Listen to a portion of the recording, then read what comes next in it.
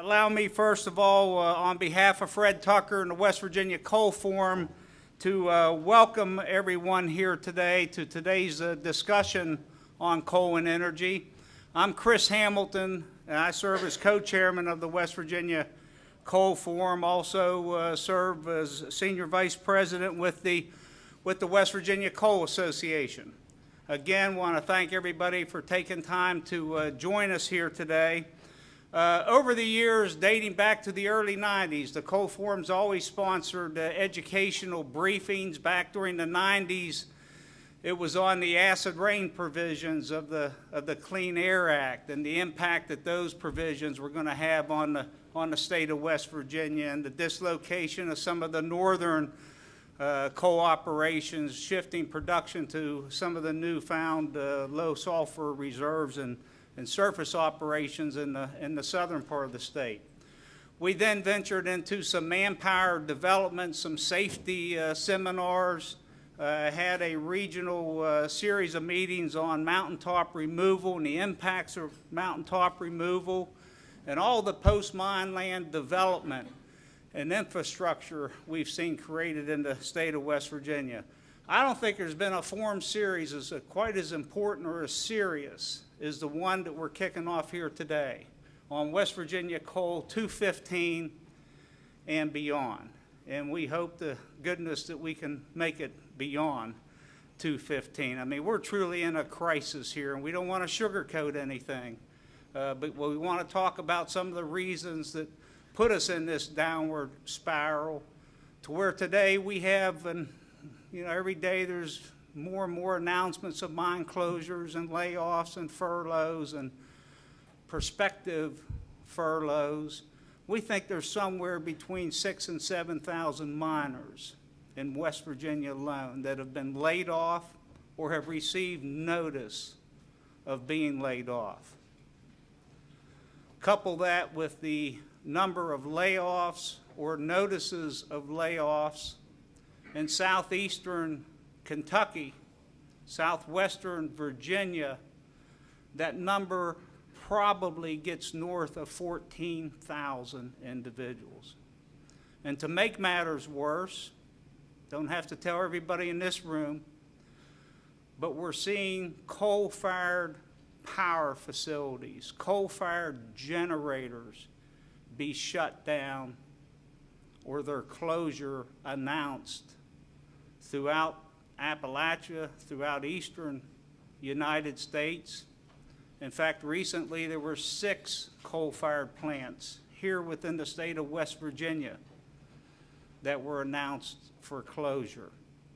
And those 6 plants represent 18 individual coal-fired units. We're very concerned about that, needless to say. In fact, the Coal Forum today will send a letter to Governor Tomlin asking his help to save those plants. Is there any way that we can keep those plants in some state of readiness as opposed to mothballing and the complete dismantling of those plants? I don't know if that's practical or feasible. I don't know. I'm told that train has left the station. But, maybe it's too late, too little, but we're prepared to ask the governor and the Public Service Commission to reconsider that action.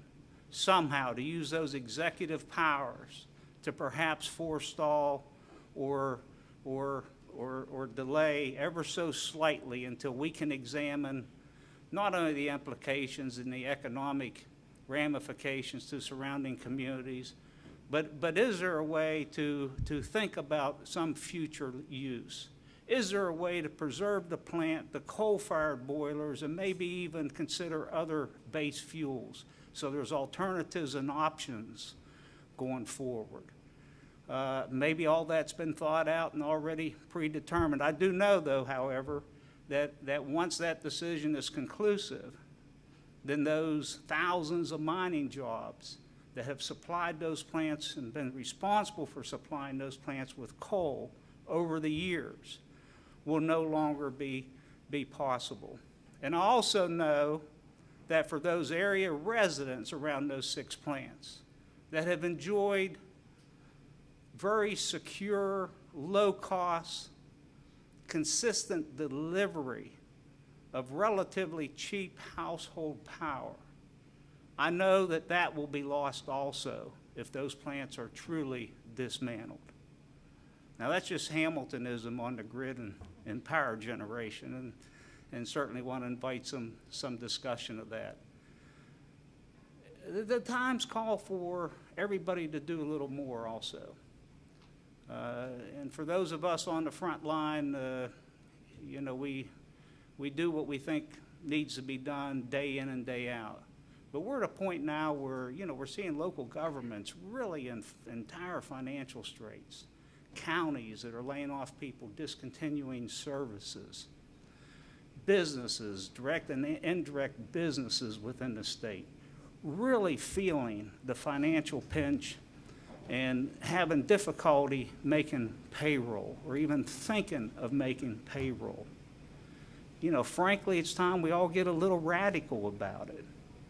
It's time that we ask bolder decisions of our elected officials. And it's time that they ask for bolder action on behalf of their call. We can't do it alone.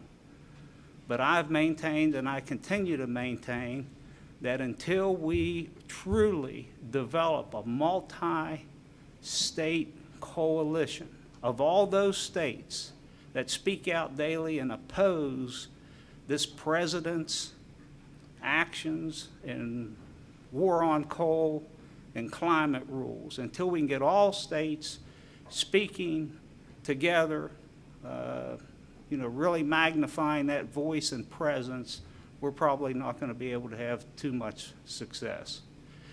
Natural gas has always been a competitive fuel, a competitor fuel. Today and last week we heard that there's a lot of subsidies going into the planning of coal-fired or gas-fired generators right next door to coal-fired baseload generators. And, you know, it's something that's raised a lot of issues, and, you know, we'll continue to be cordial and professional with our gas colleagues. We're all in this together, and they're next on the list. There's no question about that. But we're probably not going to stand by and, you know, and trade these coal jobs for gas jobs or any other renewable job, you know, that may be subsidized or in some way, shape, or form due to public policy, government policy, has a little bit of an edge over coal. So the times are clearly tough, and they call for tougher decisions. They call for all hands on board. They call for all of us doing a little more. They call for all of us pulling on the rope at the same time and sort of in the same cadence to hopefully get through this. And I don't want to dare suggest that everybody that is currently holding office isn't doing everything they can. I mean, we have an excellent team, a coal and energy team, both in Washington and here in Charleston. Senators Shelley Moore Capito and Joe Manchin, you know, truly represent us extraordinarily well on the energy and coal front in Washington, D.C. Our congressional delegation, likewise, and they're all working very closely together, doing what they can do to try to preserve jobs and try to reverse these trends.